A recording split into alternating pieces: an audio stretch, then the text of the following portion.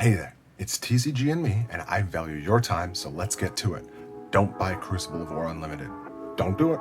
Don't. Okay, there we go.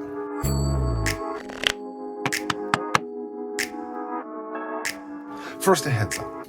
A full disclosure, my position is that I do own a case of Crucible Unlimited. I'm also going to be using Canadian pricing, because that's where I am. And I'm not your financial advisor. Okay, so with that out of the way, you probably missed the train. Choo-choo. Sorry. You can't really get it cheap enough. It was $90 everywhere. Most places now sell it for about $150. You could probably sell it yourself on eBay for around $130, so something in that range. But it had spiked to $200 at one point. That's kind of a crazy projection, but that's how speculation, scarcity works, things like that. So singles have gone up as well, but not evenly, because most of this is driven by speculation. So it's kind of organic versus speculation. I'll talk more about that in another video. But at 130, 150, this is kind of where the market's settled. This is what people tend to think that it's actually worth. But speculation is what drove it up to 200, with the highs of Remorseless or Coax a Commotion, people thinking ahead for player versus environment. So yes, this product is limited. There's not going to be any more printed, maybe reprints, but don't go crazy with that. And it will respond as the hype dies down, as more product gets sold onto the market. That's fine. More sets are going to go out of print, and you don't need to chase that trend. It'll go up. Crucible will go up. It's a decent investment as far as Flesh and Blood goes, which, hopefully the game's still around in a couple years. But do not get caught up in the FOMO. Do not get embroiled in that fear of missing out. It's not going to do you any favors. What about Welcome to Wraith? What about Arcane Rising? Unlimited is investable now, right? Everyone says it. Unlimited is investable. People are buying up cases of both of these older sets, even though we don't really, there's some hints as to things that are going on, but generally we don't know what's going on. So yeah, but not really. Crucible was very unique.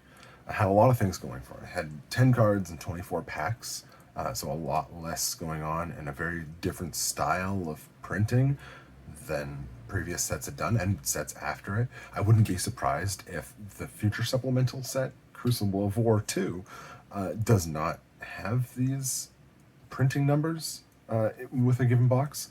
Unlimited was never intended to happen. They were just going to do first, but since it was so popular, they then planned 3 unlimited runs, and they're done. No other sets work like that. Had such a good roadmap.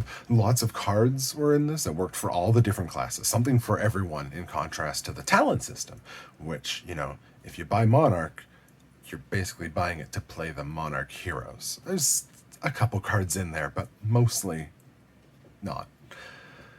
But I think it was the first time printing in Japan for the later waves, so you have a very different card quality on top of that.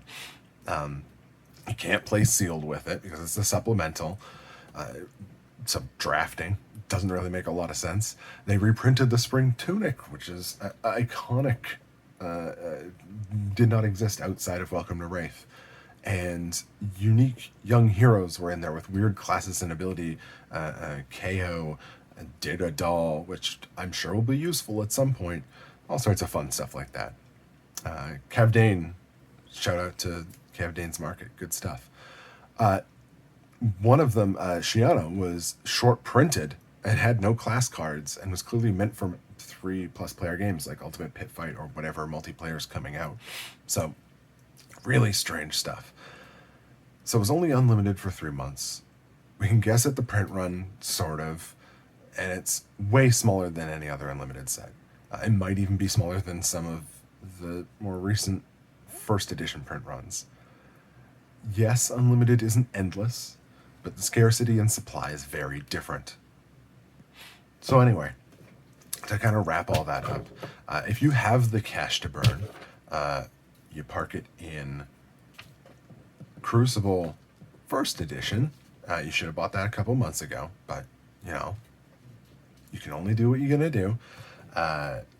WTR and Arcane common foils are very steady and growing with the market. They're very good indices of everything else that's in there.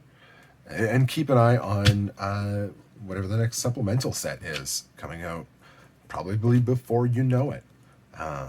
Get some gift cards for Christmas and go cash those in. I think that's I can cover it in another video, but I think there's a lot of good reasons to keep an eye on that one. Anyway, check in later. I'll be covering all sorts of gameplay, investment, general news, whatever I care about in the world of TCGs.